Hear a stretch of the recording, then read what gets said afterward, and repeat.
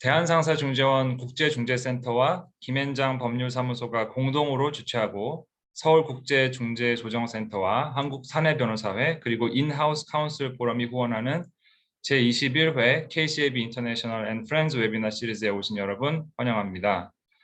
저는 대한상사중재원 국제중재센터에서 국제중재 사건을 담당하고 있는 안태희 미국 변호사라고 합니다.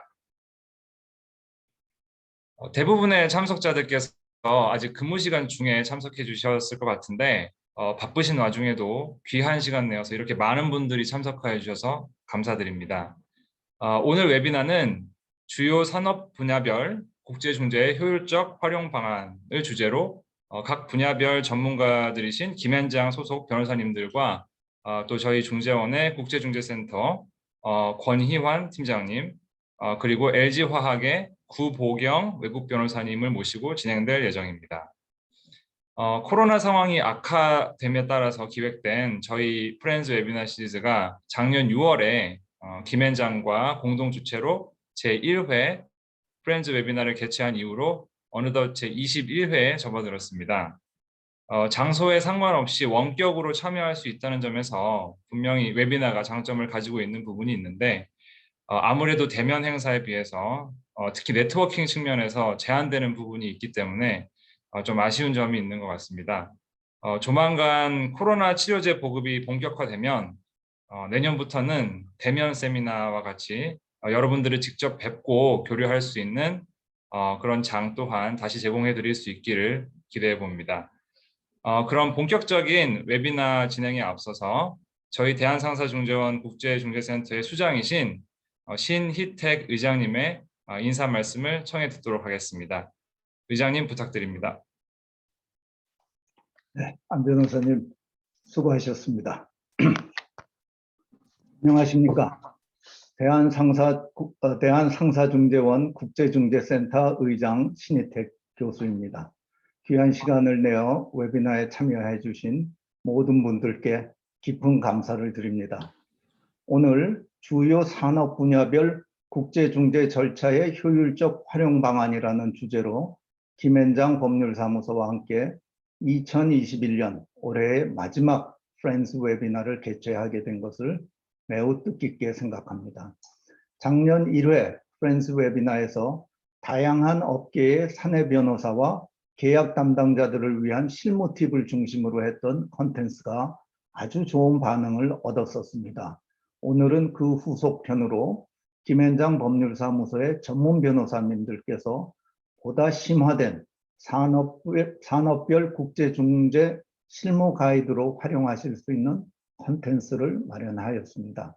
김앤장 법률사무소의 발표자 여러분들께 깊은 감사의 말씀을 올립니다. 우리나라 기업들의 해외 거래는 코로나 와중에서도 계속 증가하고 있습니다.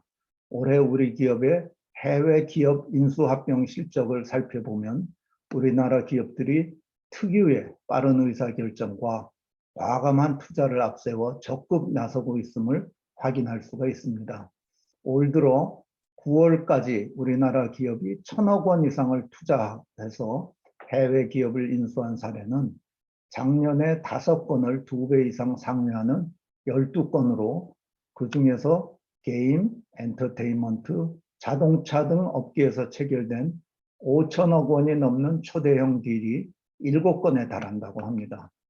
그러나 주재하시는 것처럼 인수합병의 대상이 되는 기업이나 국가가 전 세계에 걸쳐 있는 만큼 특정 산업과 지역에 대한 충분한 이해 그리고 이를 바탕으로 한 매우 정치한 계약서 작성이 그 어느 때보다도 리스크 관리 측면에서 매우 중요하다고 할 것입니다. 만일에 이러한 점이 간과되는 경우에는 잘 눈여겨보지 못했던 계약 조항 등으로 인해 예측하지 못한 막대한 피해 내지 회복할 수 없는 손해에 직면할 수도 있겠습니다. 따라서 투자하는 산업과 지역에 대한 충분한 이해를 바탕으로 한 계약서 작성이 그 어느 때보다도 중요하다는 생각이 듭니다. 더불어 대한민국이 우리나라가 전통적으로 두각을 나타내는 첨단 기술 및 IT 분야에 있어서도 상당한 변화가 일어나고 있습니다. 기존의 반도체와 네트워크 등 하드웨어 중심에서 이제는 AI, 클라우드, NTF 등 새로운 산업 양태가 지속적으로 나타나고 각광을 받고 있습니다. 위에서 언급한 것처럼 기존에 널리 사용되던 계약서나 이에 대한 해석으로 새로운 산업에 대한 효율적인 리스크 관리가 가능하다면 다행이겠으나 새로운 산업의 발전은 과거의 잣대로 해석하기 어려운 새로운 법률 문제의 등장을 예고하고 있어서 이 과정에서 여기 계시는 법률 전문가들의 역할이 그 어느 때보다도 중요해졌다고 말씀드릴 수 있습니다. 이와 같은 변화 속에서 상대적으로 자금력이 약한 중소기업들의 경우 신규 산업에 대한 리스크 관리를 위한 법률 비용 투자 등이 그리 쉽지 않은 것 또한 사실입니다. 따라서 신산업에 대한 리스크 관리 및 분쟁을 예방할 수 있는 팁을 논의하는 오늘 이 자리가 상당히 뜻 깊은 자리라고 생각을 합니다. M&A, IT는 물론 다양한 업종에서 발생하는 분쟁의 해결에 관해서는 국제중재는 신속하고 당해 분야 전문 중재인의 판단을 받아볼 수 있다는 장점이 있어서 최근 국제거래 분쟁 해결에서 가장 보편화된 분쟁 해결 방식이라고 할 수 있습니다. 동시에 코로나 시대의 상황에 맞추어 분쟁 당사자들의 필요에 맞게 지속적으로 절차를 개선해서 화상 심리 등을 전면 도입하는 등 새로운 시대에 걸맞는 분쟁 해결 시스템으로 지속적으로 발전하고 있습니다. 이런 점에서 보다 전통적으로 또 정부의 관리하에 운영되고 있기 때문에 굉장히 발전에 빨리 대응을 못하는 소송에 비해서 큰 장점이 있다고 할 수가 있습니다. 참고로 제가 최근 중재인으로 경험하는 국제중재 사건도 M&A, IT, 바이오 등 관련된 분쟁의 비율이 급격히 늘고 있고 관련된 산업이 굉장히 다원화되면서 새로운 산업에 관한 분쟁이 많이 발생하고 있구나 하는 점을 깊이 느끼고 있습니다. 또한 여러분들께서 잘 아시고 있습니다만 국제중재를 분쟁 해결 수단으로 선택하는 경우에도 중재규칙, 중재기관, 중재지 등 중재조항의 핵심적인 내용을 협상력을 최대한 발휘해서 유리하게 협상을 하실 필요가 있다는 점을 다시 한번 강조드리고 싶습니다. 오늘 웨비나가 여러분들께서 다양한 산업에서 활용할 수 있는 리스크 관리 노하우를 활용하시는데 도움이 되시기를 바라며 훗날 실무에서 유용하게 여러분들이 쓸 수 있으시기를 기대합니다. 대한상사원 상사중재원 역시 프렌즈 웨비나를 비롯하여 다양한 방식으로 여러분들과 교류하면서 좋은 내용을 어떻게든지 전달해 드리기 위해서 계속 노력하도록 하겠습니다. 완연한 가을이 꺾이고 겨울이 성큼 다가왔습니다. 건강 유의하시기 바라며 여러분들의 건강과 안전을 기원하겠습니다. 감사합니다.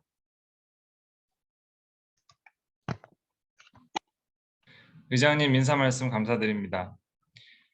그럼 다음으로 오늘 웨비나의 본격적인 사회를 맡아주실 김현장 법률사무소의 김세연 변호사님을 소개해 드리도록 하겠습니다. 김 변호사님은 워낙 국제중재 커뮤니티에서 유명하신 분이라서 소개가 따로 필요 없을 것 같습니다만 간략하게나마 소개해 드리도록 하겠습니다.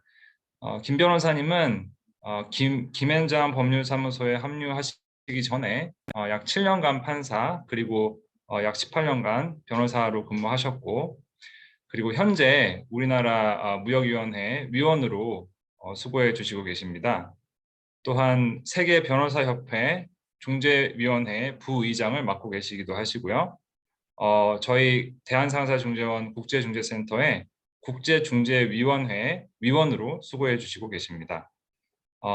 그리고 국제상업회의소 ICC의 국제중재법원의 위원을 또한 맡고 계시기도 하십니다. 김세연 변호사님은 해외 유수의 법률 전문 매체로부터 정기적으로 리딩 로이어로 선정되고 계시고 국제 상사 중재 그리고 투자 중재 분야에서 대리인으로 그리고 중재인으로 매우 활발하게 활동하고 계십니다. 그럼 김세현 변호사님께 마이크를 넘겨드리도록 하겠습니다. 김 변호사님 부탁드립니다. 네, 안 변호사님, 친절한 소개 감사드립니다. 안녕하세요. 김현장 법률사무소의 김세현 변호사입니다. 제가 오늘 사회를 맡은 이 행사는 아까 신 회장님께서 말씀 주신 것처럼 사실 작년에 저희 사무소에서 프렌즈 1회 행사를 준비하면서는 중재 조항에 대한 행사를 자세하게 그 중재 조항을 소개하는 행사를 했었는데요. 이제 올해 두 번째 해의 마지막 행사로서 5가지 산업 분야에 대해서 여러분들께서 좀 여러분들께 많은 도움을 드릴 수 있는 소위 쪽집게 과외처럼 알려드리고자 하는 핫 토픽을 위주로 선정을 한 내용으로 진행을 하도록 하겠습니다. 워낙 그 발표하시는 분들이 준비를 잘 해주셔서 사실 발표 내용은 굉장히 많고 저희가 이 내용을 다 천천히 진행을 하려면 2시간도 모자랄 것 같습니다. 그래서 오늘 발표를 진행하는 것은 저희가 좀 간략하게 진행을 하도록 하고요. 그 대신에 저희가 오늘 공유해드리는 발표 자료는 이 행사가 끝난 뒤에도 얼마든지 대한상사중재원을 통해서 접근하실 수 있으니까 오늘 발표 과정에서 시간 문제 때문에 저희가 좀 간단하게 짚고 넘어가는 부분들도 나중에 발표 자료를 통해서 충분히 내용을 파악하실 수 있도록 그렇게 진행을 해보도록 하겠습니다. 저희 첫 번째 순서는요. M&A 디스퓨트에 관한 것인데요. 네, 저희 사무소의 변석준 변호사님께서 발표를 해주시겠습니다. 변석준 변호사님은 중재 변호사이시기도 하지만 동시에 M&A 전문가이기도 하셔서요. 각종 해외 매체에서 중재와 M&A 두 군데서 리딩 로열로 선정되시는 전문가이십니다. 변석준 변호사님 발표 부탁드립니다. 예, 안녕하세요. 김현장에서 국제 분쟁과 M&A 업무를 담당하는 변섭준 변호사입니다. 오늘 첫 번째 주제로는 M&A 관련 분쟁 해결의 고려 요소로서 전문가 판단 절차, 신속 절차, 긴급 중재 등에 대해서 잠시 말씀드리도록 하겠습니다. 다음 슬라이드 부탁드립니다. 먼저 전문가 판단 절차가 가장 많이 활용되고 있는 매매 대금 가격 조정 및 밸류에이션 분쟁 측면에서 전문가 판단 절차의 장단점을 살펴보고 그다음 신속한 분쟁 해결에 위한 옵션에 관하여 설명드리도록 하겠습니다. 다음 슬라이드 부탁드립니다. M&A 협상과 계약을 해보신 분들은 잘 아시겠지만 매매 대금 조정, 즉 Purchase Price Adjustment 조항은 웬만한 M&A 딜에서는 항상 들어가는 조항입니다.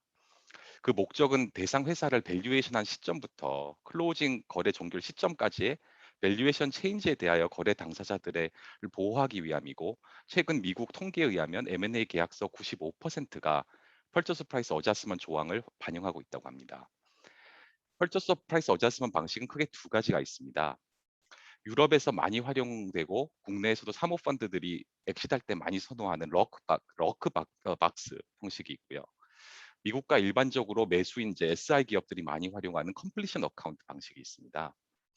그래서 시간상 간단히만 설명드리면 럭크박스 방식은 회사 가치를 계약 체결 전 특정 밸류에이션 데이트 기준으로 픽스하고 거래 종결일까지 회사 밸류가 하락하지 않도록 리키지를 차단하고 소위 럭시키는 그런 방안으로 일반적으로 거래 종결 후 프라이스 어자스먼트가 상대적으로 줄어드는 방식으로 매도인에게 유리하게 하는 방식이고요. 컴플리션 어카운트는 거래 종결일 기준으로 회사 가치를 최종 산정하여 클로징의 에스티메이트 프라이스를 지급한 후 포스트 클로징 어자스먼트 정산을 하는 구조로 일반적으로는 매수인에게 좀 더 유리하다고 볼 수 있습니다. 통계적으로 대부분의 M&A 분쟁이 바로 이런 Purchase Price Adjustment, 특히 Completion Account Adjustment 과정에서 발생하고 있고 그중 상당수가 전문가 판단 절차를 도입하고 있습니다. 전문가 판단 절차는 말 그대로 제3의 전문가, 즉 통상 양측이 합의한 회계 법인이 법적 구속력 있는 판단을 하는 것입니다. 비싼 중재로 갈 필요가 없는 것이죠. 시간도 보통 1~2달 안에 결정납니다. 다만 이것은 법적 분석과 판단이 아닌 오직 회계적 판단입니다. 다른 방안은 중재로 가서 중재판정부 결정을 받는 것입니다. 중재로 가면 당연히 시간과 비용이 많이 소모되므로 보통 전문가 판단을 많이 선호하게 되는데요. 여기에는 단점과 리스크도 분명히 있습니다. 예를 들어 전문가가 회계 기준을 잘못 적용했다고 해도 그것이 어느 정도 프로페셔널 저지먼트 또는 재량이 허용되는 부분이면 전문가 결정에 따르기로 했다면 그것을 뒤집기는 어렵습니다. 또는 뭐 허위 재고가 있다고 하던 경우 또는 채널 스터핑 같은 매출 밀어내기가 발생하는 경우 회계법인이 그것을 포착하지 못했다면 그 결과 역시 챌린지하기 어렵습니다. 실제로 이런 사례가 꽤 최근에 발생하고 있습니다. 그래서 물론 진술 보장이나 다른 계약 조항 위반으로 클레임을 제기할 수도 있겠지만 전문가 판단에 따르기로 일단 약정을 했다면 중재판정부가 그것을 뒤엎는 결정을 하기는 매우 어렵습니다. 통상은 전문가 판단에 수학적 에러가 있는 경우에는 챌린지할 수 있도록 하는데요. 이런 흠결 가능성도 고려하여 계약 조항을 만들어 보는 것도 생각해 볼 수 있습니다. 또 한 가지 리스크는 절차적 브레이크다운이 발생하는 경우입니다. 그러니까 즉, 한 당사자가 전문가 회계법인 선임에 협조를 하지 않는 경우 또는 각자 전문가를 선정하기로 한 구조에서 자신의 전문가를 선임하지 않는 경우입니다. 한 당사자가 딜에 대한 리몰스나 후회가 생기면 이런 극단적 조치도 취할 수 있는데요. 따라서 절차가 그에 따라서 깨지는 경우 중재로 갈 수밖에 없는데 이런 경우 중재판정부는 스스로 전문가 판단을 하기를 꺼려할 수 있습니다. 기본적으로 중재판정부는 법률가들이고 회계 전문 지식이 없기 때문에 책임을 회피하려는 경향이 있고 전문가 대신 판단할 관할이 없다고 할 수도 있습니다. 따라서 전문가 판단 절차를 도입할 경우 이런 최악의 시나리오도 고려하여 계약 장치를 마련해 둘 필요가 있습니다. 즉, 한쪽 당사자가 전문가 판단 절차에 응하지 않는 경우 다른 당사자가 독자적으로 절차를 진행할 수 있고 그것이 법적 구속력이 생기도록 계약서에 반영하는 방법입니다. 하지만 어떤 방식으로 가든 정확한 정답은 없고 딜 규모, 딜 사정을 잘 고려하여 케이스 바이 케이스로 어프로치를 해야 될 것 같습니다. 딜 설튼티와 분쟁 리스크를 최소화하는 것이 우선이라면 가장 간단한 전문가 판단 방식으로 가는 것이 적절할 수 있습니다. 반면 수백억 또는 수천억 이상의 금액이 문제될 리스크가 있다면 중재판정부의 재량을 극대화하는 방안이 적절할 수 있습니다. 시간 제약이 있으므로 다음 슬라이드로 넘어가겠습니다. M&A 계약서가 체결되고 딜이 공시되고 나서 오랫동안 분쟁을 하는 것은 아무도 원치 않죠. 대상 회사에 대한 커머셜 임팩트가 커지고 매도인, 매수인 레피테이셔널 리스크도 상당해집니다. 따라서 분쟁의 조기 해결 방안이 중요해집니다. 중재에서 가장 대표적인 방안은 신속 절차입니다. 보시듯 KCAB를 비롯한 여러 국제 중재기관에서 expedited procedure 신속 절차를 도입하고 있고 신속 절차로 가게 되면 통상 중재 신청일로부터 6개월 안에 판정을 받게 됩니다. 또한 히어링 없이 서면 심사로 결정을 받을 수 있습니다. 물론 중재인 재량에 따라 구두 변론이 필요하게 될 수도 있죠. 중요한 부분은 당사자들이 분쟁 금액에 상관없이 신속 절차를 활용할 수 있도록 계약서에 명기할 수 있다는 점입니다. 그런 합의가 없다면 KCAB 경우에는 현재 5억 원 이하의 클레임만 신속 절차로 갈 수 있고 다른 중재기관도 금액 상한선을 두고 있습니다. 따라서 신속 절차에 대한 합의를 하는 것이 매우 중요합니다. 특히 딜 클로징을 앞두고 클로징 선행 조건 충족 여부가 문제되는 급박한 분쟁 상황에서 신속 절차로 갈 수 있다면 조기 해결이 가능할 수 있습니다. 또한 이미 합의된 인데미티 캡 안에서 단순한 진술 보장 위반에 대한 인데미티 클레임을 다투는 경우도 신속 절차가 적합할 수 있습니다. 그러니까 저는 개인적인 소견으로서 복잡한 팩 파인딩이나 상대방의 어떤 숨겨둔 서류, 증거의 디스커버리가 필요하지 않는 이상 신속 절차가 더욱 많이 활용되는 것이 당사자들 이익에 부합된다고 생각하고 있습니다. 다음 슬라이드 부탁드립니다. 또 하나의 방안은 이제 긴급 중재인데요. 이것은 단시 임시적 처분에 불과합니다. 즉 분쟁 메릿에 대한 최종 결정은 아닙니다. 긴급 중재 제도 역시 KCAB 등 다수 중재기관에서 도입하고 있고 중재판정부가 구성되기 전에 임시적 처분을 구할 수 있습니다. M&A 디스퓨트에서는 분쟁 대상인 매매 대금을 에스크로로 예치해서 프리즈하게 하는 방안으로 많이 활용되고 있습니다. 다만 법원 가처분과 같이 보존의 필요성이 별도로 입증되어야 합니다. 마지막으로 최근 도입되고 있는 조기 기각, 얼리 디스미소 제도가 있습니다. 원래 이것은 이제 국제 중재에서는 익시드 투자 중재, 즉 투자자가 전혀 근거 없는 클레임을 국가 상대로 제기했을 경우 활용되는 제도였는데 ICC 같은 경우 이제 일반 커머셜 상사 중재도 도입이 가능하다는 입장을 표하고 있습니다. 다만 이제 트레시홀드가 상당히 높습니다. 그러니까 즉 미국 소송에서의 그 모션 투 디스미스와 유사한 기준으로 manifestly without merit, 그러니까 즉 명백하게 근거가 없거나 관할이 없는 클레임에만 적용될 수 있겠습니다. 예, 그 시간상 저는 여기서 줄이고 혹시 그 코멘트나 질문 있으시면 부탁드리고 다음 세션으로 넘어가도록 하겠습니다. 그 KCAB 혹시 권희안 팀장님 그 제가 발표한 부분에서 혹시 코멘트 있으면 말씀 부탁드립니다. 감사합니다. 네, 변 변호사님 그 아주 짤막한 시간에 효율적으로 중요한 내용을 잘 다뤄주신 것 같습니다. 말씀하신 것처럼 KCAB도 오래전부터 신속 절차 사건을 유지 제도를 운영하고 있었고 상당수 많은 사건들이 신속 절차로 해결되고 있습니다.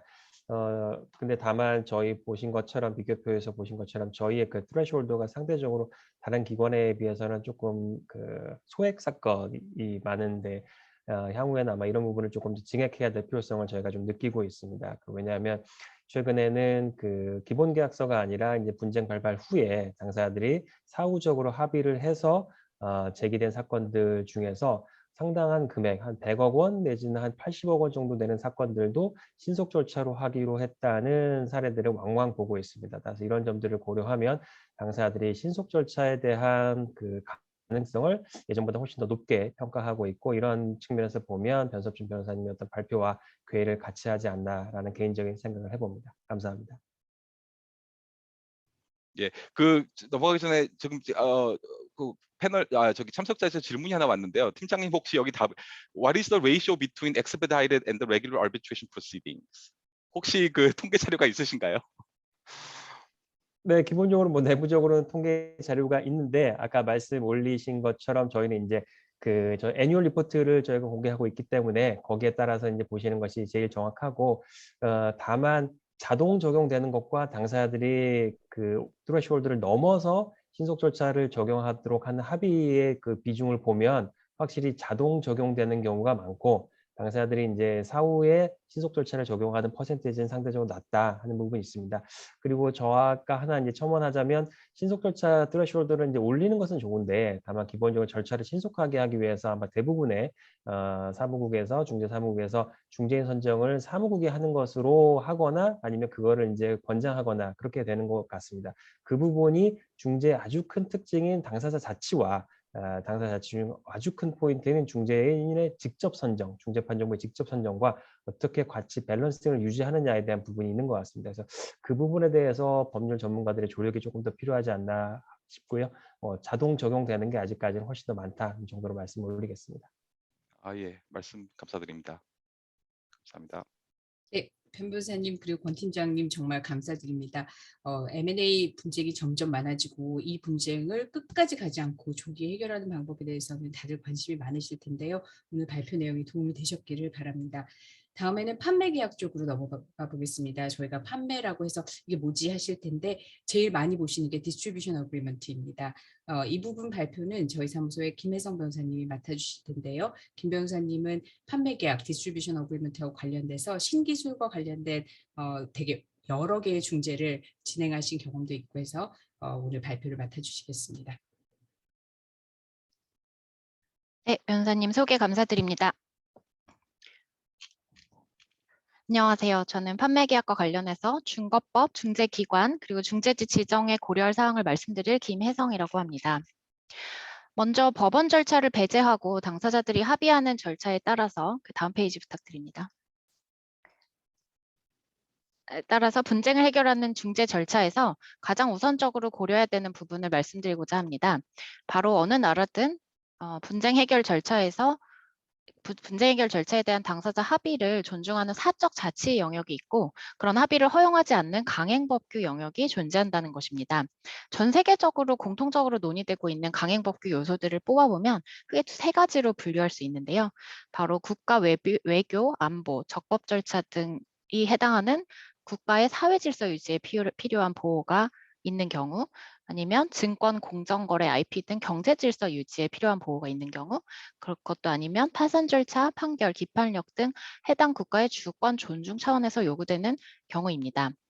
여기 박스들에서 보여드리는 목록에서 보실 수 있듯이 대부분 강행법규 여부가 문제되는 것은 이런 특정 이슈 전문 분야에 대한 것인 반면에 판매나 대리상에 대한 보호는 특정 위치에 있는 당사자에 대한 것이라는 특징이 있습니다.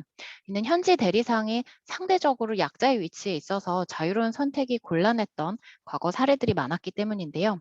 특히 EU 국가들에서는 1999년에 유럽 사법재판소에서 현지 판매 대리상 보호를 위해서 이들의 권리를 침해하는 당사자들의 합의는 무효라고 판단했고 이게 아직도 유효하게 존재하고 있습니다.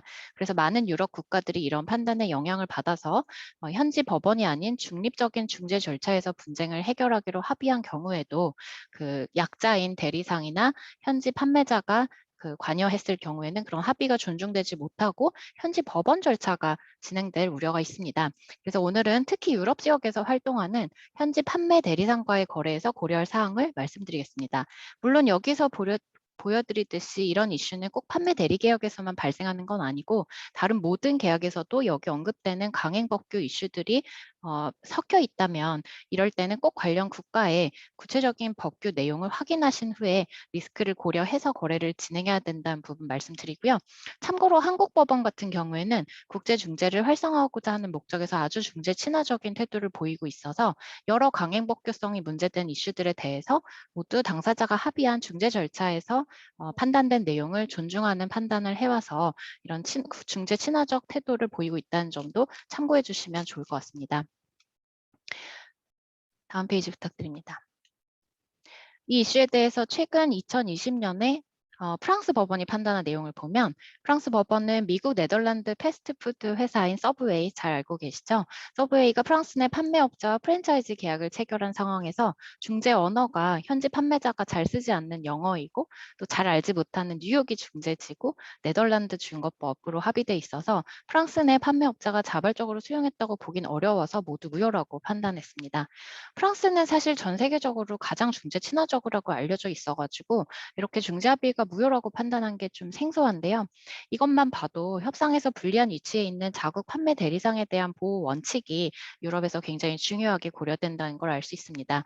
중재 합의가 유효한지 여부에 대해서 유럽 어느 나라에서든 꼭 구체적인 강행법규 입장을 확인해 봐야 된다는 것도 알 수 있고요.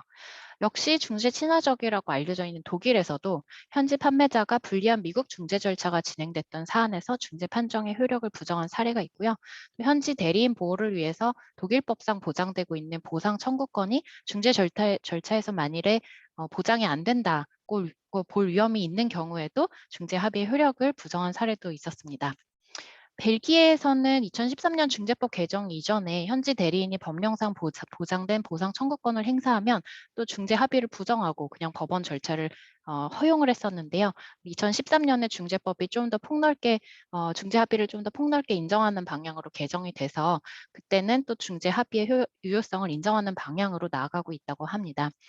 한국에서는 대리상이 법원이 아니라 당사자들 사이에 합의된 중재 절차에서 보상 청구권을 실제로 행사한 사례가 있고요. 그래서 다수설은 대리상의 법정 권리인 보상 청구권은 국제적 강행법규는 아니다. 최소한 한국에서는. 그래서 중재합의 효력을 미치지 않는다는 입장을 보이고 있는데요.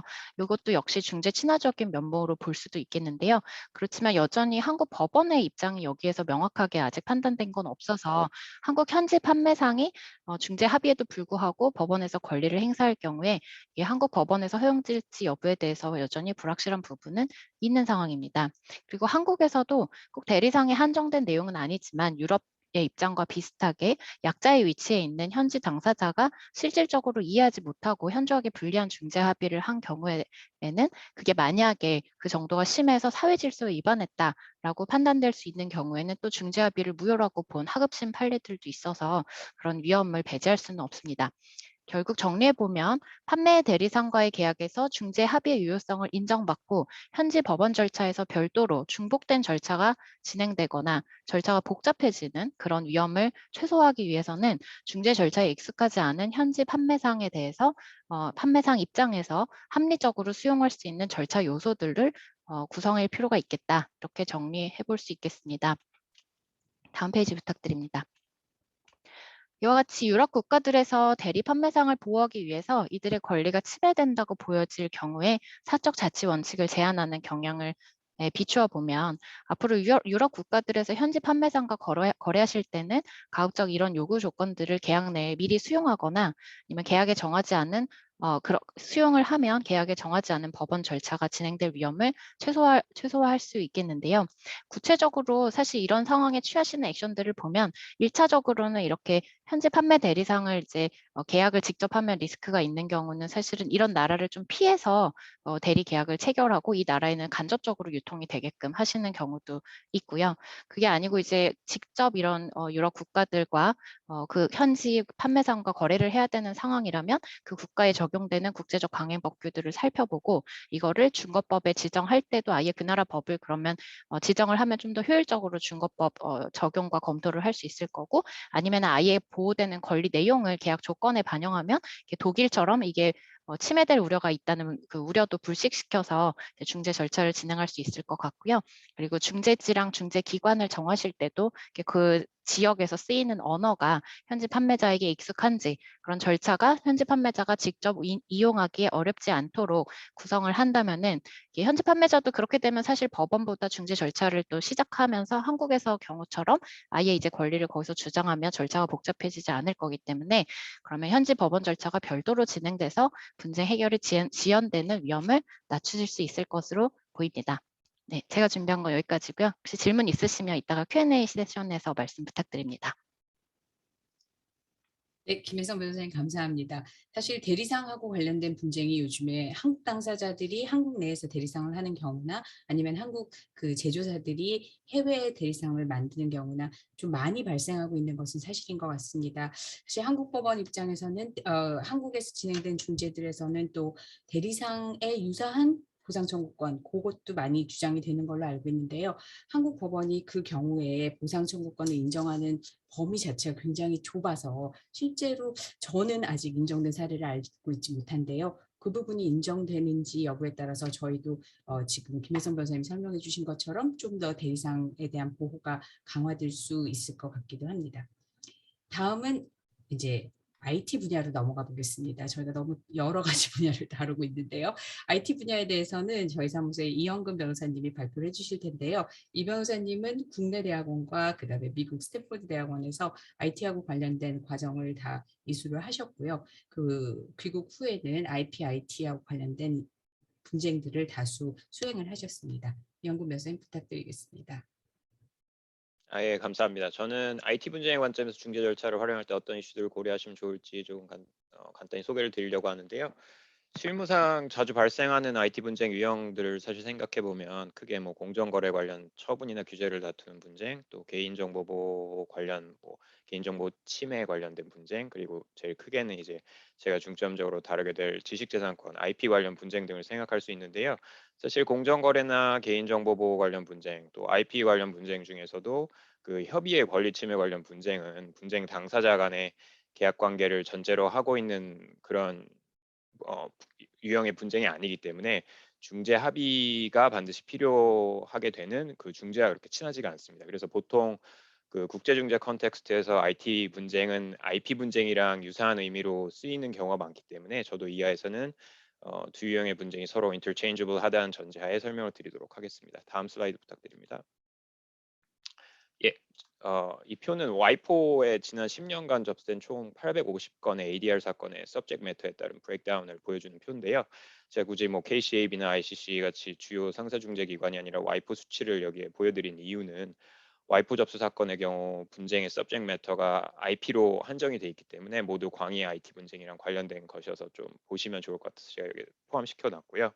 그 표를 보시면 여기서 협의 IT라고 할 수 있는 ICT로 분류된 그 10%로 되어 있는 이 Information and Communications Technologies 관련 분쟁이 차지하는 비중이 약 10% 정도 되는데 사실 여기 그 다른 subject matter로 분류되어 있는 특허 저작권, 기타 commercial dispute 관련된 그 subject matter의 dispute도 결국에는 그 실질로 들어가 보면 상당수가 IT와 관련된 것이라고 보시면 될 것 같습니다. 다음 슬라이드 부탁드릴게요. 예, 저 제일 먼저 중재와 소송을 비교한 표인데요. 뭐 비슷한 표를 굉장히 많이 보셨을 거예요. 저는 특히 그 IT, IP 분쟁 측면에서 둘을 비교해 볼 때 유의미한 부분들만 간단히 설명을 드릴 텐데요. 우선 중재의 제일 큰 특징은 당사자들의 필요에 따라서 유연하게 절차를 정해서 진행할 수 있다는 점인 것 같은데 그 IT/IP 관련 국제 분쟁의 효율적인 해결을 위해서는 절차가 이렇게 중재처럼 유연한 것이 최대 장점이라고 생각을 하고요. 뭐 여기 밑에 나와 있는 그 서브 아이템 중에 신속성, 비밀 유지, 전문성 등의 요소도 결국에는 이 부분과 직접 연관이 있다고 보시면 될 것 같고 그리고 또 중재는 여러 jurisdiction을 동시에 커버할 수 있다는 장점이 있는데요. 제가 여기에 그 굳이 통일성이라는 항목을 따로 빼놓은 이유도 그것과 관련이 있습니다. 예를 들어서 그 여러 국가에서 등록이 되어 있는 특허의 라이센스와 관련된 분쟁이 생겼다고 치면 소송에서는 사실 이론적으로는 뭐 보호국법 뭐 이론 적용하고 이러면 관할이 상당히 여러 곳에서 생길 수 있어요. 그래서 여러 곳에서 병행 소송을 진행하는 데 따른 비용, 시간 뭐 이런 것들도 당연히 문제지만 사실 국가마다 서로 컨플릭팅한 판단이 내려질 수 있다는 가능성이 그 가장 큰 문제인데요. 사실은 중재에서는 이런 문제를 피할 수 있다. 이게 저는 굉장히 큰 장점이라고 생각하고요. 보존 처분관에서는 다음 슬라이드 설명드리겠습니다. 예,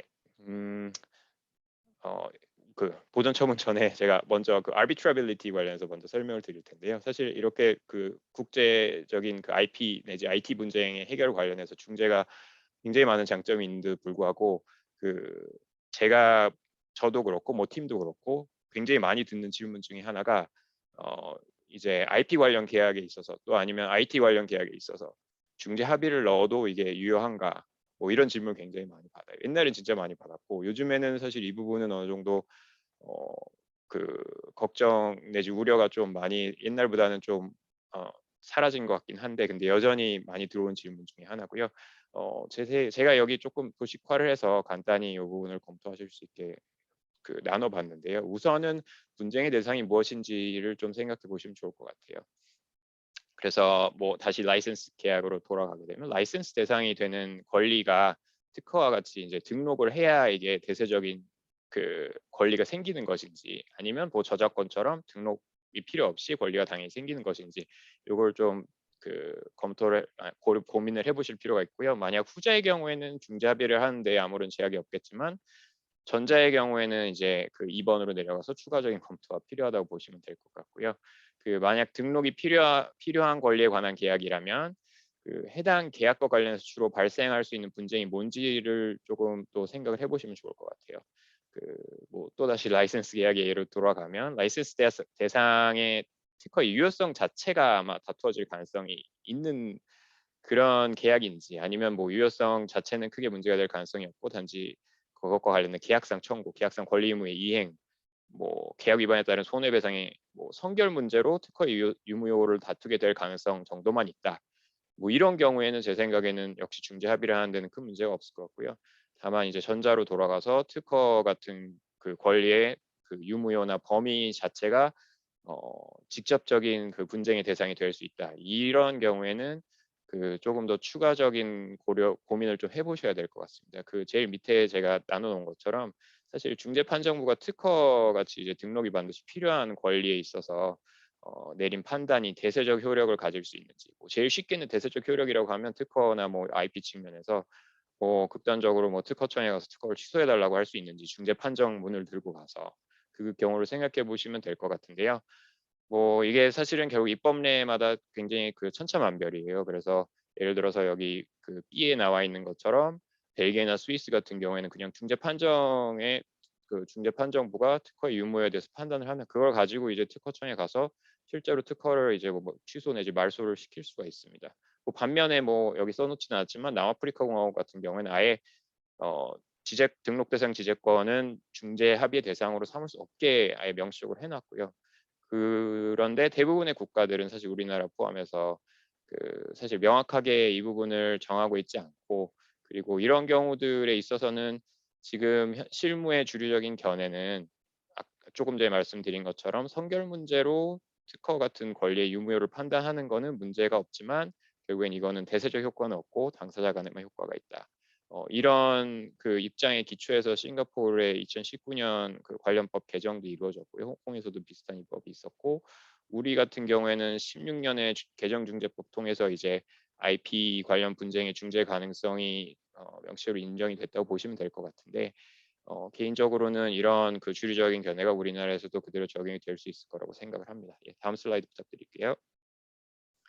예, 다음 두 슬라이드에서는 IT, IP 분쟁에서 고려해 보시면 좋을 것으로 생각되는 엘리멘트들을 하이 레벨에서 간단히 말씀을 드릴 텐데요. 먼저 보전 처분 내지 임시적 처분에 관해서 말씀을 드리겠습니다. 그 IT 분쟁에서는 이 그 산업 분야의 특성상 기술의 라이프 사이클이 이제 갈수록 점점 짧아지고 있잖아요. 그리고 또 단기간에 권리 침해 역시 단기간에 대규모로 일어납니다. 그래서 금지 청구를 포함한 이 인정티브 릴리프를 구하는 게 굉장히 중요하고요. 그리고 또 기술적인 쟁점이 많은 사건이면 자기 케이스 입증을 위한 자료 확보도 필요할 거고, 또 뭐 당사자 중에 스타트업이 상대방이다 그러면 또 자력이 약할 테니까 재산 확보도 중요하겠죠. 그래서 권리자 입장에서는 언제 어디에서 이런 절차를 밟을지, 또 어떠한 내용의 그 신청을 넣을 것인지, 이런 것들이 굉장히 그 고민의 대상이 되는데요.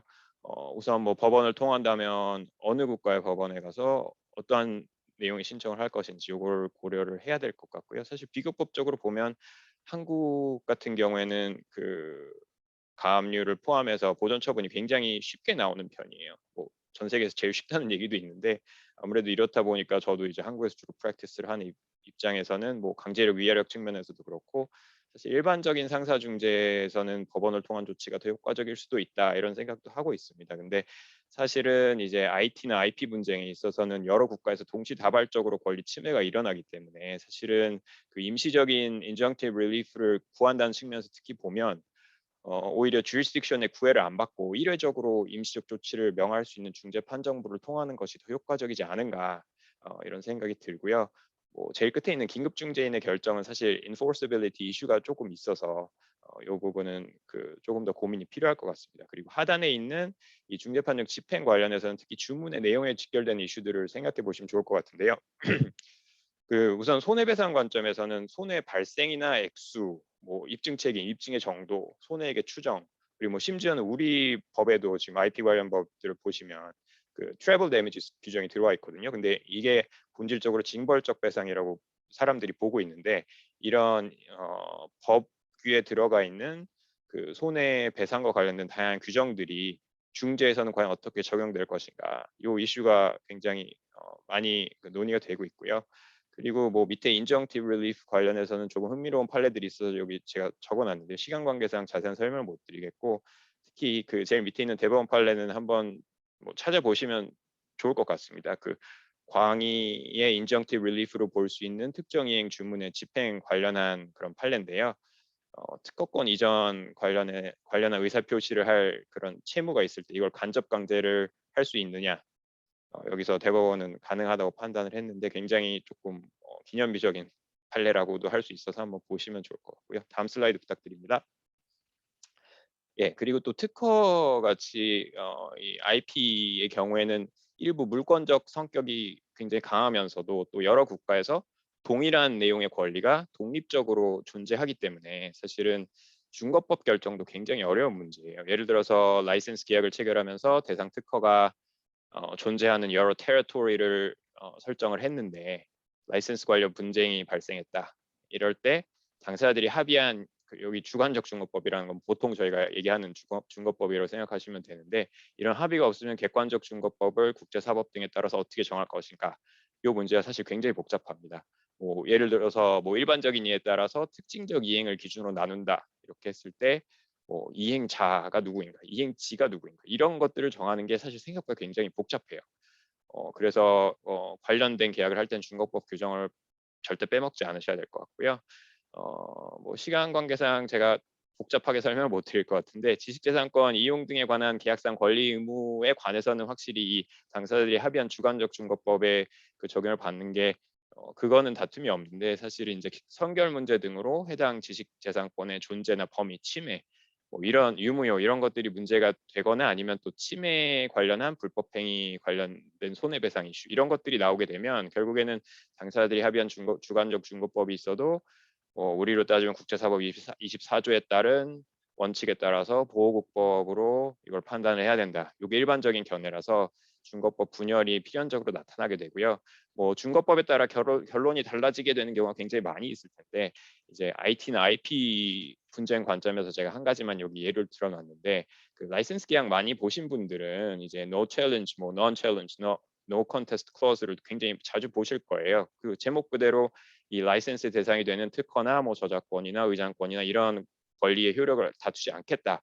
이런 웨이버 규정이라고 볼 수 있는데요. 이런 클로즈가 있다고 해도 이 그 해당 그 권리의 효력을 다툴 수 있는지에 대해서는 사실 국가마다 다양한 법원 입장이 있습니다. 그래서 어느 준거법이 적용이 되는지에 따라서 결론이 그 자체로도 달라질 수도 있고, 그리고 사실 이 준거법을 결정하기도 좀 힘들어요. 왜냐하면 이런 이슈가 계약상 권리 의무에 관한 것인지, 왜냐하면 이게 당사자가 보유한 권리의 사전적인 웨이버에 대한 거니까요. 아니면 이게 특허 등의 효력이나 범위, 존재에 대한 것인지, 특허의 유무효에 대한 거니까 이 자체가 불분명해서 어느 법이 적용돼야 되는지 자체가 굉장히 다툼의 여지가 많고요.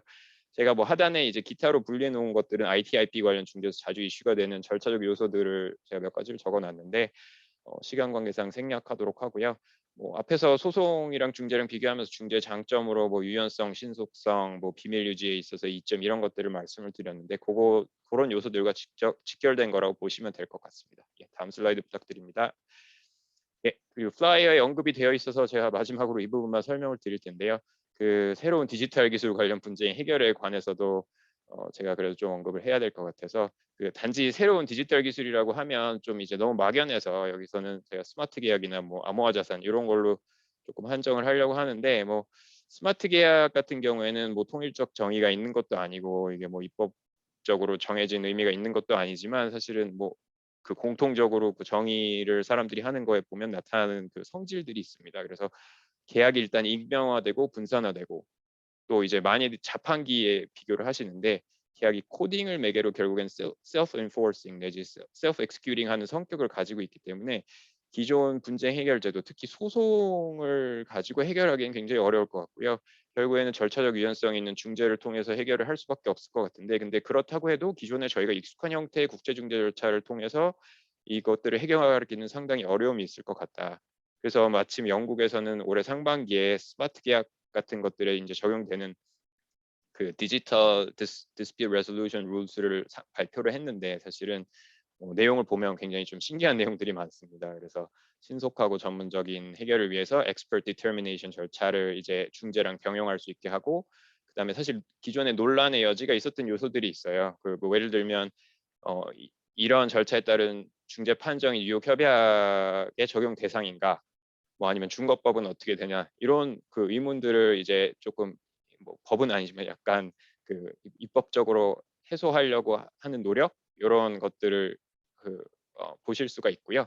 그리고 특히 조금 특이한 게 이제 당사자들이 뭐 신속성 추구의 관점에서 합의로 중재로 아예 안 가고 automatic decision 뭐 이건 뭐 심지어 기계에 의할 수도 있죠. 이런 그 결정에 당사자 구속력을 명시적으로 인정하는 내용이 이제 들어갔고요. 마지막 슬라이드 다음 슬라이드 부탁드릴게요. 여기는 이제 그 말씀드린 영국의 디지털 디스피트 레솔루션 룰스를 적용하기 위한 그런 모델 분쟁 해결 조항인데요.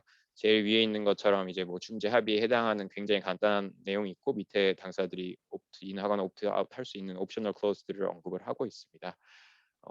뭐 아까 말씀드린 것처럼 조금 파격적인 내용들이 룰에 굉장히 많이 들어가 있는데 뭐 예를 들어서 30일 내에 판정이 내려져야 되고 일정한 경우에는 그 분쟁의 상대방한테 자기의 뭐 회사 이름이나 이런 걸 알릴 필요가 없어요. 그래서 상호간 익명성 유지를 위한 그 절차들까지 들어가 있기 때문에 한번 뭐 관심 있으신 분들은 관련 내용들을 찾아보시면 굉장히 재밌을 것 같습니다. 네, 이상으로 제 파트 발표를 마치겠습니다. 감사합니다. 네, 감사합니다.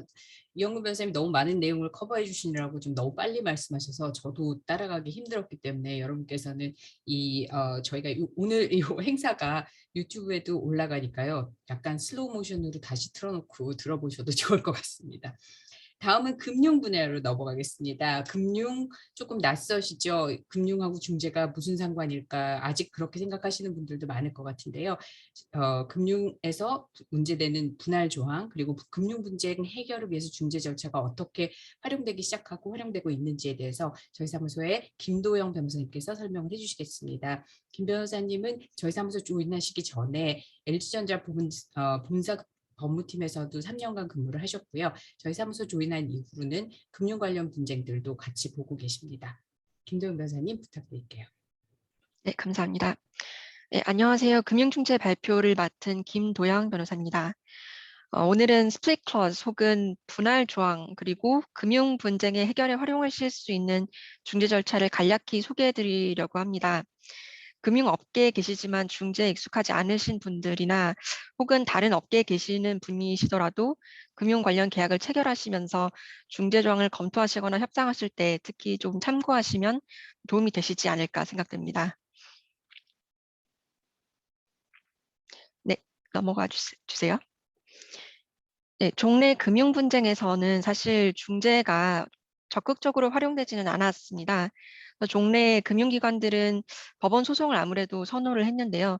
그 주된 이유는 절차에 익숙하기도 하고 또한 중재 단심제라는 특성상 리스키하다고 보는 인식이 또 있었던 점이 있고 또 한편으로는 중재의 경우에는 절차나 판례가 비공개되기 때문에 참고할 만한 선례가 아무래도 부족하여서 이런 새로운 제도를 좀 이용하기에는 허들이 좀 있지 않았나 싶습니다. 하지만 최근에는 중재를 택하는 금융기관이나 금융계약이 지속적으로 증가하고 있는데요. 특히 2008년에 리먼 브라더스 사태에 따라서 홍콩 금융당국과 HKIC, 즉 홍콩 국제중재센터에서 리먼 플랜을 도입하면서 투자자들과 금융기관 간의 그 분쟁들을 그 동의에 따라서 이 중재를 도입하면서 이런 금융 분쟁에서도 중재를 잘 활용할 수 있다는 인식이 생기면서 이후에 점점 중재 사건이 늘어났다고 보실 수 있습니다. 특히 이런 중재 사례가 축적되면서 앞에 이영금 변호사님께서도 말씀해 주셨듯이 중립성, 효율성, 비밀 보호성 같은 중재의 장점들이 많이 어필이 되면서 중재를 점점 더 적극적으로 활용하기 시작한 것으로 알려졌습니다. 그리고 중재기관이나 중재인들도 금융 분쟁에 대해서 점점 전문성이 강화되었고 추세가 점점 복잡해지는 금융 분쟁과 또한 신흥시장에서 거래와 금융 분쟁이 증가하면서 특히 이러한 전문적인 중재인들의 도움이 필요한 중재 사건들이 많이 늘어났기 때문에 점점 중재 사건이 더욱더 증가할 것으로 예상하고 있습니다. 또 일각에서는 이 브렉시트로 인해서 유럽연합 내에서 영국 법원의 판결이 집행될 가능성이 약해질 수 있다는 판단이 있는데요. 그래서 앞으로 더 중재가 늘어날 것으로 예상됩니다. 특히 실제로 LCI 같은 중재기관 그리고 AAA 미국 중재협회 같은 데서도 최근 2018년, 2019년에 발표한 조사를 보면 중재 건수가 29%, 32% 정도로 많은 비율을 차지하고 있고 또 60% 이상 증가하고 있는 추세에 있다고 합니다. 그래서 이전까지는 중재를 많이 고려하지 않으셨던 금융 분야에 계신 실무자분들께서도 중재를 조금 더 적극적으로 고려하셔도 그리고 미리 대비하셔도 좋을 것 같습니다. 네, 다음 슬라이드 부탁드립니다. 네, 오늘 또한 이런 금융계약에서 활용 가능한 split 또는 hybrid arbitration clause, 즉 분할이나 복합적 중재 조항에 대해서도 말씀을 드리겠습니다. 이런 중재 조항은 계약과 관련돼서 분쟁이 발생할 경우에 일방이나 쌍방 당사자에게 소송과 중재 중에서 선택할 수 있는 권리를 부여하거나 아니면 특정한 유형의 청구나 쟁점에 대해서만 중재를 활용할 수 있도록 하는 특수한 중재 조항이라고 할 수 있습니다. 오늘은 이 중 후자에 대해서 말씀드리려고 하는데요. 이런 경우는 전통적으로 보험계약에서 표준조항으로 활용되는 경우가 많았는데 최근에는 또 금융 관련된 계약에서도 사용된 사례가 발견되어서 저희가 오늘 좀 공유를 드리려고 합니다.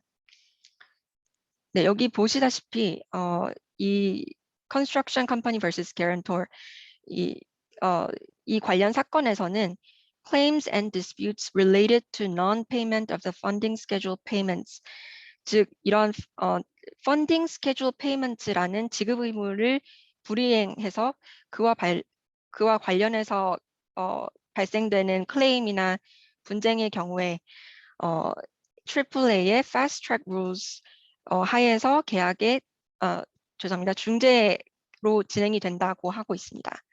또한 나아가서 the sole issue whether payment of the funding schedule payments was made in accordance with the guarantee 라고 해서 오직 이러한 funding schedule payments의 지급과 관련된 이슈만 이 중재인이 판단을 하도록 하고 있습니다. 그리고 또 그 한 발 더 나아가서 all other claims and disputes, 그러니까 그 외 모든 클레임이나 분쟁에 관해서는 별도의 분쟁 해결 절차에 의하도록 하고 있습니다. 네, 이와 같이 특정 이슈만을 중재에 회부하도록 하는 중재 조항도 합의가 가능한데요.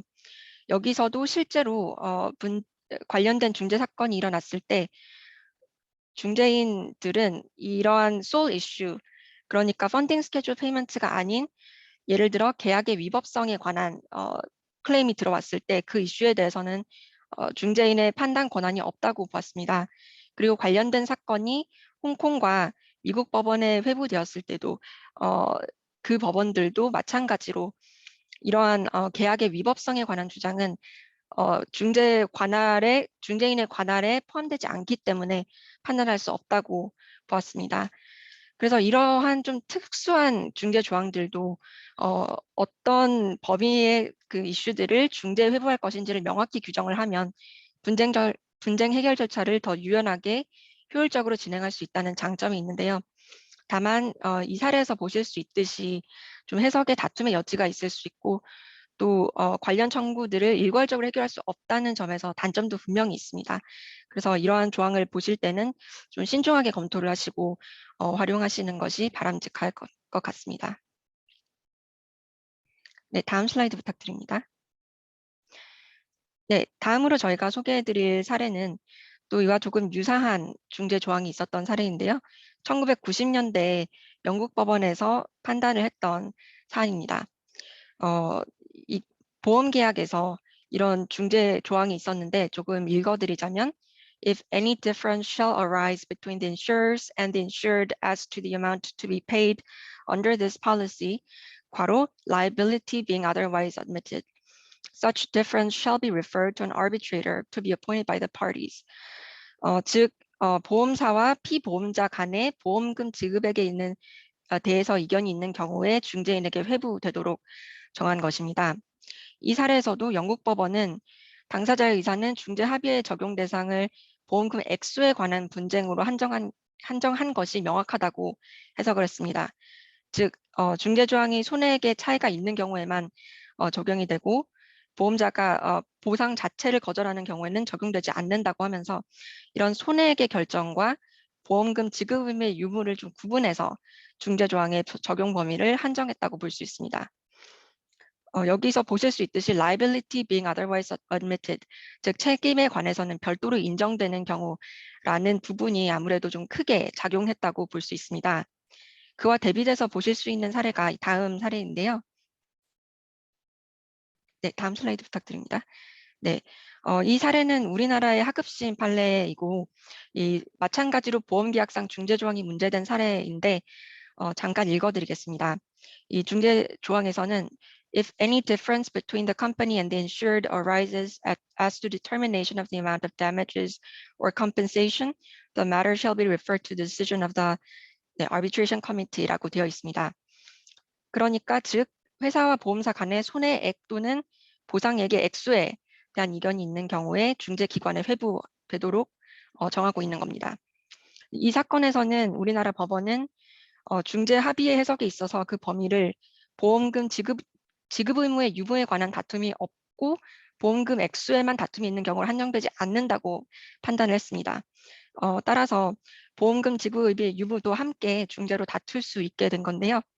그 이유를 조금 분석을 하자면 먼저 보험금 지급 의무의 유무하고 손해액 또는 보험금 액수의 결정을 명확하게 구분하는 게 실제로는 쉽지 않다라는 점이 있었고 또한 이러한 특정한 법리 관계에서 비롯되는 모든 분쟁을 중재에 의해서 해결하기로 정하는 것으로 보는 게 사법상의 분쟁을 적정, 공평, 신속하게 해결하고자 하는 중재 조항의 취지에 부합한다 라고 보았고요. 또 마지막으로 앞에서 보신 선례와 달리 책임은 달리 인정된 경우라는 특수한 문구가 있거나 또는 보험금 지급 의무가 인정되는 경우라는 정합이 없기 때문에 이러한 중재위원회에 회부하는 사유를 구체적으로 구분하거나 제한하지 않았다는 점을 고려를 했습니다. 그렇기 때문에 이 사례에서는 이 관련된 계약에서 발생하는 분쟁들을 좀 더 넓게 중재에서 결정할 수 있다고 본 것입니다. 네, 다음 슬라이드 부탁드립니다. 네, 이번에는 조금 생소하실 수 있는 분들을 위해서 금융 분쟁에서 활용할 수 있는 중재 규칙과 전문가 집단 그리고 중재를 위한 가이드라인이 있다는 점을 좀 간략하게 소개해드리고자 합니다. 먼저 이 Prime Finance Arbitration Rules라는 것이 있는데요. 먼저 Prime Finance를 보자면 2012년에 네덜란드 헤이그에 설립된 전문가 패널입니다. 이 패널은 200인 이상의 법관, 은행가, 규제기관 담당자, 학술가 등 다양한 법률 또는 금융 전문가를 보유하고 있고요. 이런 전문가 집단이 금융 분쟁 해결을 위해서 중재, 조정, 전문가 의견 제공, 법무 교육, 입법 지원 등의 다양한 서비스를 제공하고 있습니다. 그리고 이런 패널들을 통해서 중재를 할 수 있는 중재 규칙이 Prime Finance Arbitration Rules라고 이미 제정이 되어 있습니다. 2022년 1월부터 또 개정되는 규칙이 적용되는데요. 이 규칙은 운세트라 중재 규칙을 모델로 제정되었기 때문에 다른 유수 중재기관의 규칙과는 큰 차이는 없습니다만 아무래도 조금 더 금융 분쟁이라는 특수성을 감안해서 조금 더 세무 이슈나 이자 계산, 통화 관련 조항 등 좀 특화된 규정들을 두고 있다는 좀 특징이 있습니다.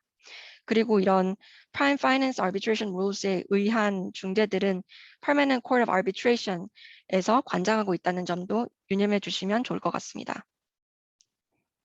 네, 다음 슬라이드 부탁드립니다. 네, 마지막으로 소개드릴 것은 이 ISDA Arbitration Guide인데요. 이 국제적으로 지금 장외 파생상품 거래에서 가장 널리 사용되는 표준계약이 아시는 분도 계시겠지만 이 ISDA Master Agreement고 약 90% 정도의 거래가 이 마스터 어그리먼트를 통해서 체결되고 있다고 합니다. 그런데 기존 이 마스터 어그리먼트는 기본 그 분쟁 해결 절차가 중재가 아니라 법원 소송이기 때문에 이를 이제 중재로 용이하게 변경하고 합의하실 수 있도록 만든 게 지금 ISDA Arbitration Guide라고 보시면 될 것 같습니다. 즉 중재 절차에 대해서 기본적인 설명도 제공하고 있고요. 그리고 이 모델 중재 조항을 제공을 하면서 상황에 맞는 그 중재 규칙을 그리고 중재지를 정하시고 그에 따라서 이 가이드에서 추천하는 11가지의 그 옵션 중에서 하나를 선택하셔서 체결을 하시면 기존 계약에도 이 어멘먼트 형식으로 부여를 할 수 있고 또는 신규 계약을 체결하실 때 중재를 분쟁 해결 절차로 정하는 합의가 가능합니다. 이 가이드에는 지금 ICC나 LCI 같은 규칙 외에도 SCC나 DIS, DIFC, VIAC 같은 중재기관이 조금 더 추가되었고 또 중재지 옵션도 추가됐기 때문에 조금 더 다양한 상황에 따라서 맞는 중재 조항을 선택하실 수 있을 것 같습니다. 네, 다음 슬라이드에서는 이 ISDA Arbitration Guide에서 소개하고 있는 모델 중재 조항을 예시로 보여드렸는데요. 보시다시피 이런 중재 합의에 필요한 요소들 그리고 어떤 전제 하에서 이러한 모델 클로즈를 쓰실 수 있는지를 설명을 하고 있어서 향후에 기회가 되시면 읽어보셔도 많은 도움이 되실 거고 실제로 ISDA 계약을 체결하실 때도 이와 같이 중재를 고려하시면 향후에 도움이 되실 것 같습니다. 네, 제 발표는 여기까지입니다. 네, 김도윤 변호사님 차분하게 잘 설명해 주셨습니다. 오늘 참석하신 분들께도 금융 분야와 중재라는 거는 좀 약간 이질적인 거 아닌가라는 저희가 이해하고 있던 내용을 그렇지 않다는 점을 좀 잘 알려주신 기회가 될 것 같습니다. 감사합니다. 마지막으로 저희가 준비한 분야는 건설입니다. 건설에 대해서는 뭐 워낙 여러 가지 형태의 중재 관련 교육이 항상 이루어지고 있는 것 같아서요. 저희는 이번에는 조금 특이한 점을 하나 뽑아서 저희 사무소의 이현복 변호사님이 설명을 드리도록 하겠습니다. 이현복 변호사님은 건설, 중공업, 정유, 발전 이런 계통의 중재 사건과 해외 분쟁 사례들을 많이 담당하고 계시고요. 저희 사무소 합류 전에는 또 삼성물산에서 해외 현장에서 발생하는 분쟁 사례들에 대해서 업무를 담당하시기도 했었습니다. 자, 이현복 변호사님 부탁드립니다.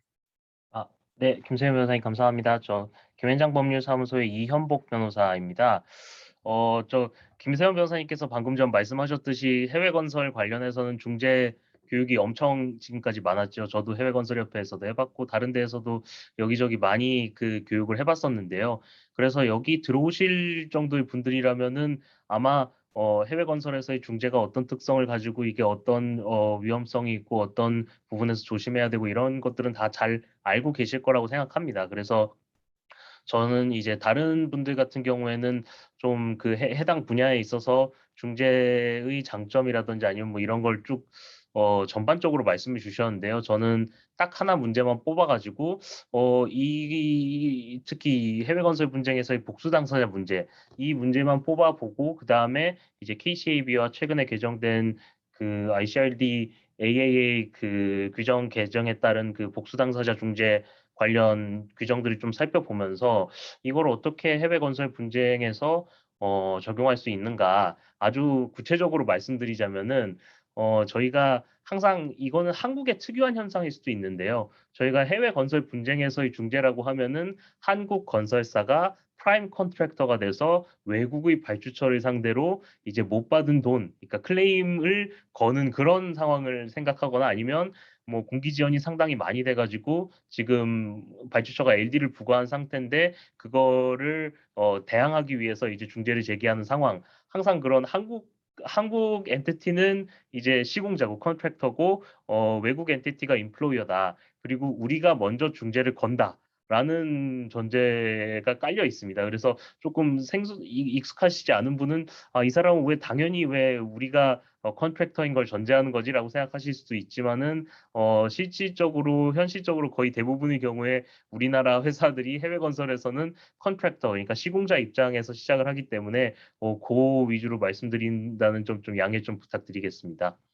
그래서 제가 다음 슬라이드로 넘어가 보시면은 제가 크게 세 가지 경우 정도를 좀 생각을 해봤어요. 이거는 이제 제가 완전히 그 상상 속에서 이렇게 만들어내거나 아니면 조항을 보고 이제 가정을 한 건 아니고요. 실제로 모두 존재했던 사례들에서 이거는 복수 당사자나 다수 당사자로 끌고 가서 중재를 뭐 병합을 하든지 아니면 당사자 추가를 한다든지 이런 방법으로 조금 더 효율적으로 진행하거나 아니면 코스트 세이빙을 상당히 많이 할 수 있지 않을까 이런 생각을 실제로 해봤던 경우들입니다.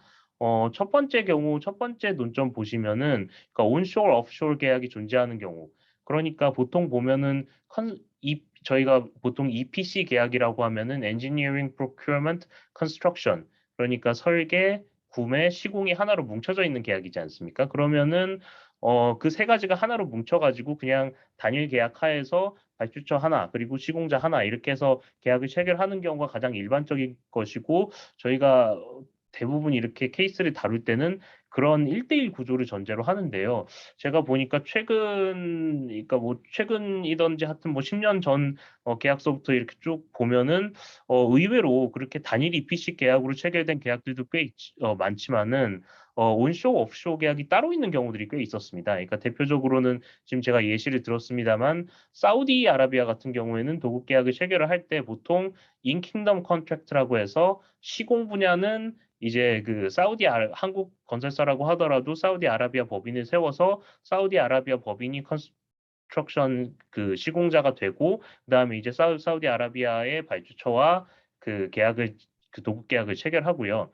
그다음에 아웃 오브 킹덤 컨트랙트라는 게 따로 있어서 저희가 말하는 설계 업무라든지 구매 업무, 그러니까 구매 조달 업무 같은 경우에는 한국 건설사의 한국 본사 혹은 일부 특이한 경우에는 한국 본사도 아니고 아예 그 제3의 법인 그러니까 뭐 말레이시아 법인 뭐 싱가포르 법인 이런 회사들이 그 계약을 체결하는 경우들이 있더라고요.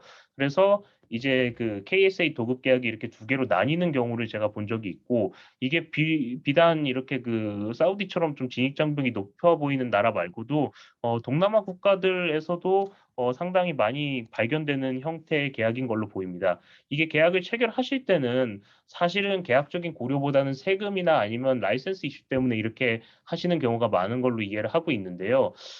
이렇게 계약이 분리되어 있으면은 현실적으로 어떤 문제가 생기냐면 이제 P본드나 R본드, W본드 뭐 이런 것들도 전부 다 별도로 제출을 하게 되죠.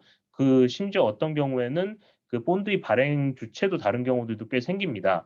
그러다 보면은 이제 분쟁 자체는 프로젝트 전체에 걸쳐 있는데 발주처의 본드콜이라든지 이런 여러 가지 은행과의 본드 연장 이슈라든지 이렇게 여러 가지로 맞물려서 온쇼, 오프쇼 어느 한쪽에만 그 중재를 제기할 수 있는 상황이 되고 다른 쪽에는 뭐 본드콜을 당한다든지 아니면 은행에서 본드 연장을 안 해준다든지 이런 사태를 걱정하셔가지고 당장 같이 그 중재에 같이 당사자로 참가하지 못하는 경우가 생기더라고요.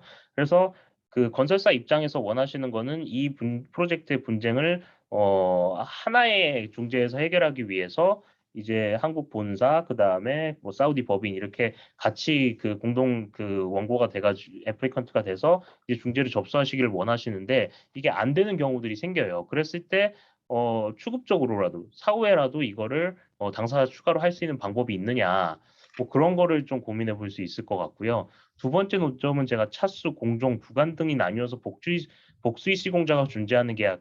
이거는 약간 좀 하이포테티컬한 케이스인데요. 저희가 이렇게 해외 건설 공사들 이렇게 특히 대규모 프로젝트들 보면은 발주처 입장에서도 모든 리스크를 한 바구니에 담을 수가 없으니까 공부를 분리해서 발주를 하거나 아니면은 약간 시기의 차이를 둬서 페이즈를 나눠 가지고 발주하는 경우들이 있습니다. 그래서 뭐 한국 건설사는 뭐 페이즈가 여러 개 있으면 뭐 페이즈 1만 수주하고 나머지 페이즈 2, 3는 뭐 중국 건설사가 수주한다든지 이런 경우도 있고 거꾸로인 경우도 있고요.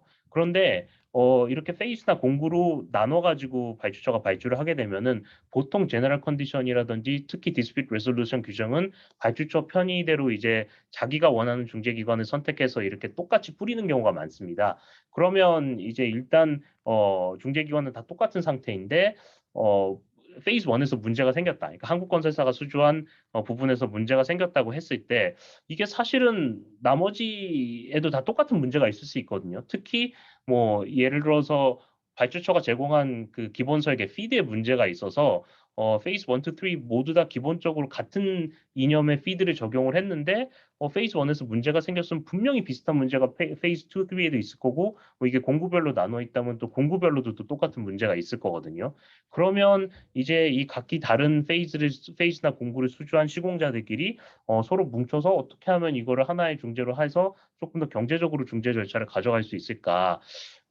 이런 고민을 왜 하게 되냐면은 그 건설 중재 해보신 분들은 잘 아시겠지만은 이게 처음에 딱 중재를 하자라고 마음을 먹고 나서 이제 로펌 하나 컨택해서 뭐 중재가 비싸기는 중재 서면 쓰고 이러는데 좀 절차 과정이 좀 길게 들고 이제 비용도 좀 많이 들긴 하지만 이렇게 단심제고 한 번에 해결할 수 있으니까 비용이 덜 들지 않을까라고 생각하실 수도 있는데 이제 뭐 테크니컬 엑스퍼트라든지 이런 사람들이 들어가고 퀀텀 들어가고 하면은 이제 엄청 비용이 늘어나거든요. 특히 테크니컬 부분들은 단순히 비용의 문제가 아니고 내가 페이즈 1에서 알고 있는 사실관계가 그림의 전체가 아닐 경우일 수도 있기 때문에 이걸 어떻게 하면은 내가 다른 페이즈들이랑 협력을 해가지고 발주처를 효과적으로 공격할 수 있을까? 그 방안을 갖다 고민을 해보는 관점에서 요거는 좀 말씀을 드린 그 고민을 좀 해봤으면 좋겠다 이렇게 해서 화두를 던지는 부분입니다. 분담 이행 방식 공동수급체 이거는 좀 알아듣기 쉽게 한국에서 쓰는 말을 썼는데요. 이게 JV나 특히 unincorporated JV로 들어갔을 때 그리고 이제 JV이긴 하지만 실질적으로는 시공 구간이 완전히 분리가 돼가지고 거의 남남처럼 공사를 수행했을 때는 사실은 JV 파트너 간에 어떤 JV 멤버 A 같은 경우에는 중재를 하고 싶고 B는 하고 싶지 않다. 그랬을 때 A만 단독으로 중재를 제기했을 때 나중에 B가 상황을 보니까 자기도 여기 참가하는 게 더 유리할 것 같아요. 그런 상황이 실제로 벌어지는 경우들을 제가 봤거든요. 근데 이 경우에는 이제 중재에서 어떤 그 조항을 갖다가 인용을 해서 이제 그 참가를 할 수 있을까? 뭐 이런 문제들에 대해서 좀 생각해 볼 필요가 있을 것 같습니다. 그리고 마지막은 이거는 조금 어디까지나 좀 앞으로 이런 걸 해볼 수 있지 않을까라는 화두인데요.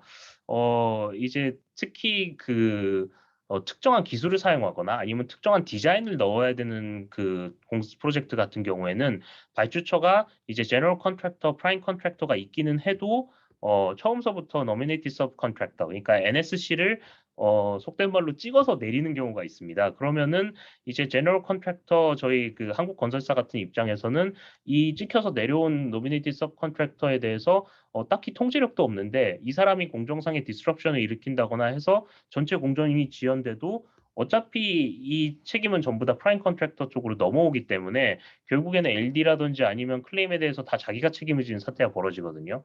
그런데 이제 노미네이티드 서브 컨트랙터는 뭐 중재에 참여하고 있지 않기 때문에 우리가 필요한 자료라든지 이런 걸 확보할 수도 없고 노미네이티드 서브 컨트랙터를 그림에 넣어서 이제 중재 판정을 받을 수도 없다. 이런 사태가 되면 사실은 알맹이가 빠진 중재가 될 가능성이 있습니다. 그래서 요 세 가지 경우 같은 상황에서는 해외 건설 분쟁에서도 복수 당사자 이슈가 생길 수 있고, 그래서 이 부분에 있어서는 우리가 룰들을 보면서 좀 어떻게 하면은 이거를 당사자 추가라든지 병합이라든지 복수계약 그 중재라든지 이런 걸로 가져갈 수 있을까 좀 고민해 볼 필요가 있을 것 같습니다. 다음 장 부탁드립니다. 네. 그래서 저희 제일 먼저 KCB 국제중재 규칙을 보시면요. 이게 제가 조금 더 보기 쉽게 설명을 드리려면은 2016년 이전 규정이랑 이후 규정을 비교하는 게 나았을 것 같은데요.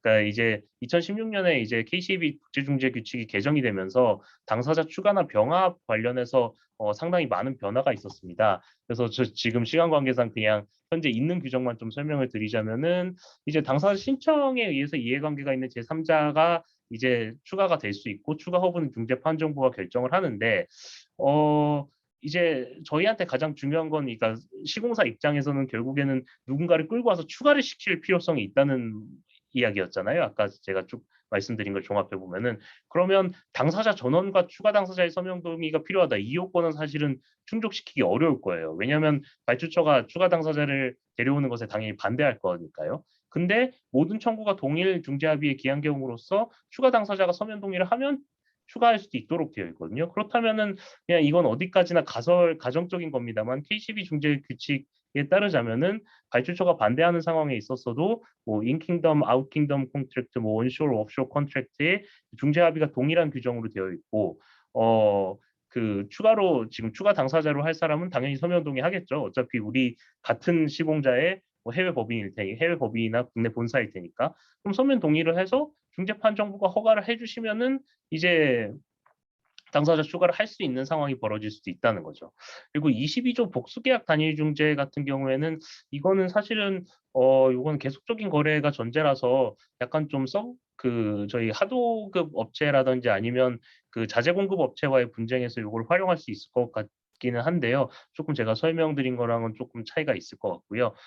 병합도 생각해 볼 수 있다는 거죠. 그 당사자가 동일하고 다른 사건의 중재인이 선임되지 아니한 경우에는 일방 당사자의 신청 및 중재 판정부의 결정으로 병합이 가능하다. 그래서 이게 저희가 그 페이스가 여러 개로 나뉘어져 있는 프로젝트를 하나의 시공자와 하나의 발주처가 서로 이렇게 계약을 했는데 이제 저희가 일방 당사자 신청으로 페이스별로 달리 그 제기되어 있는 중재를 갖다 병합하는 것도 가능하지 않을까 좀 그렇게 생각을 해봅니다. 네, 다음 장 부탁드리겠습니다. 예. 그 마지막 장은 사실은 그냥 참고하시라고 넣은 건데요. 미국 중재협회, 그러니까 American Arbitration Association에 속해 있는 ICDR Arbitration Rules에도 이제 2021년 개정이 되면서 개정 후에는 이제 그 당사자 추가가 거의 KCB 룰스랑 비슷하게 변경이 됐습니다. 그래서 개정 전에는 새로운 당사자를 추가하려면 분쟁에 연관되어 있는 모든 당사자들이 동의를 요한다. 이해되시죠? 근데 그 개정 후에는 중재판정부 허락이 있고 해당 당사자가 추가되는 것에 동의할 때에도 가능하다. 이렇게 변경이 됐고요. 병합 같은 경우에도 여기는 좀 특이한 게 당사자 요청이 있으면은 consolidation arbitrator, 그러니까 병합 중재인이라는 걸 뽑아서 이제 병합 여부를 결정하도록 되어 있는데요.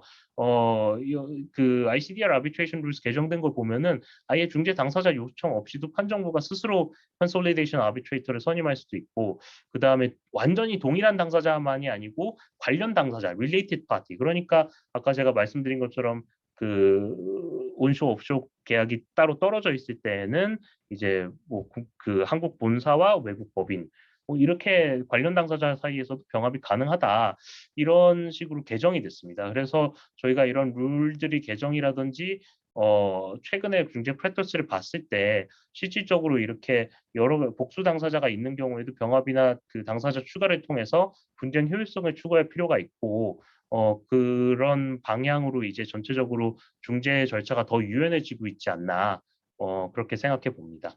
네, 제 발표는 이상입니다. 감사합니다. 네, 이 변호사님 감사합니다. 사실 이렇게 조인더라든가 콘솔리데이션이라든가 멀티 아비트레이션이라든가 이런 부분이 왜 중재에서 문제가 되는지를 거꾸로 생각해 보시면, 중재라는 게 당사자들 간의 계약에 따른 중재 합의에 기해서만 판정부의 권한이라는 게 창설이 되다 보니까 이 합의의 당사자가 아닌 사람까지 한꺼번에 분쟁을 해결할 수 과연 있느냐, 이 본질적인 질문에서 시작되는 문제였고요. 여러 국제중재기관들이 이렇게 조인더라든가 콘솔리데이션 이런 거를 인정하는 룰들을 만들기 시작하면서 사실 저는 개인적으로 이게 중재의 플렉시빌리티를 보여주는 전형적인 부분이 아닌가 하는 생각을 하고 있습니다. 그래서 분쟁의 일회적 해결이라는 것도 해보겠다, 우리는 우리 룰을 따르면 할 수 있다라고 보여주고 있는 부분들인데요. 오늘 이혁복 변호사님이 말씀해 주신 부분은 그러한 분쟁들 중에서도 또 더 까다로운 문제가 생겼을 때 어떻게 중재기관의 룰들이 추가로 진화할 수 있겠는지, 그런 부분들에 대해서 생각을 해보게 해주시는 그런 발표였던 것 같습니다. 이제 저희가 준비했던 발표 내용은 이걸로 모두 완료되었고요. 저희가 질의응답 시간을 갖는데 사실 시간이 좀 저희 예정했던 것보다 지나서 그 오디언스 분들한테는 죄송하긴 한데요. 그래도 워낙 다 같이 힘을 합쳐서 만든 중요한 세션이니까 저희 원래 질문자로 저희가 모셨던 구보경 변호사님께 먼저 질문을 드리도록 하고요.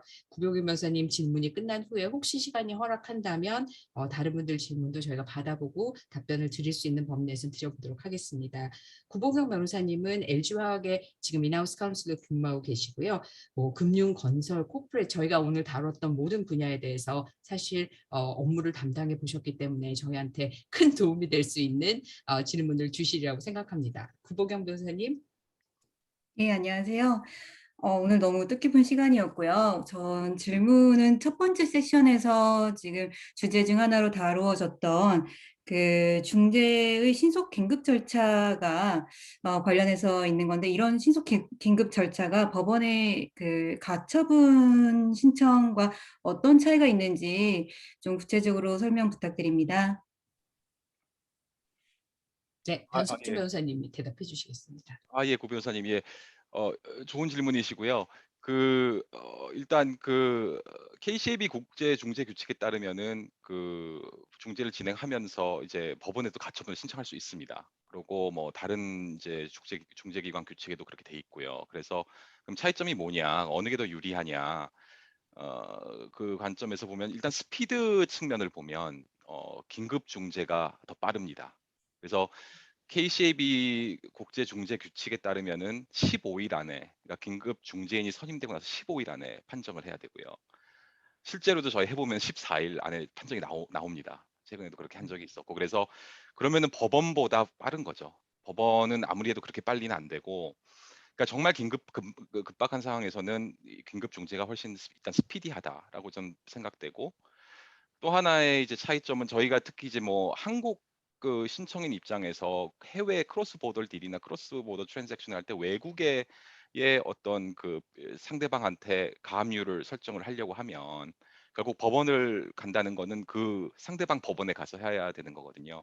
그러니까 예를 들어서 뭐 제가 지금 폴란드 소송을 많이 하고 있어서 폴란드에 가서 한국 기업이 가처분을 구해야 되는데 폴란드 법원에, 그러면은 거기에 대한 그런 어떤 언서튼티와 트랜스페어런시 측면에서 KCAB를 통한 예를 들어서 긴급 중재를 할 수 있다면 그것이 훨씬 더 유리하지 않나. 한국 그 기업 입장에서는 이제 그렇게 생각이 됩니다.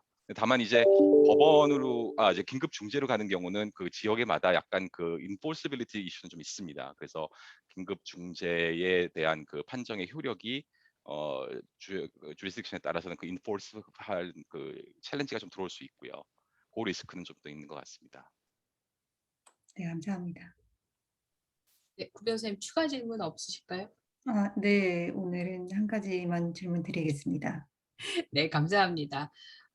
저희가 중간에 진행되는 과정에서 질문이 들어온 부분들을 답변을 해드린 부분들이 좀 있어서 현재 저희가 보기에는 남아있는 질문은 없는 것 같습니다. 혹시 플로에서 질문을 하시고 싶으시면 아마 제가 알기로는 여기 손들기 기능이 있는데요. 손들기 기능을 활용하셔서 질문을 해 주셔도 좋습니다.